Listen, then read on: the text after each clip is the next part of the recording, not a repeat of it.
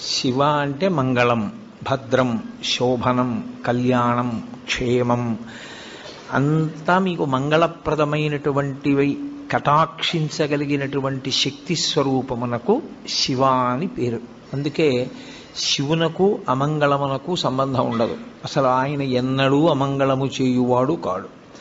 ఎప్పుడూ మంగళం చేసేవాడెవరో, ఎప్పుడూ భద్రాన్ని చేకూర్చేవాడెవరో, ఎవరి అనుగ్రహం చేత శుభ పరంపర మనకి కలుగుతుందో అటువంటి మహానుభావుణ్ణి శివ అని సంకేతిస్తాం.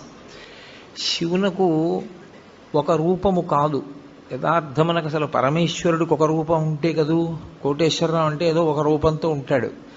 పరమేశ్వరుడికి అలా ఒక రూపం ఉండదు.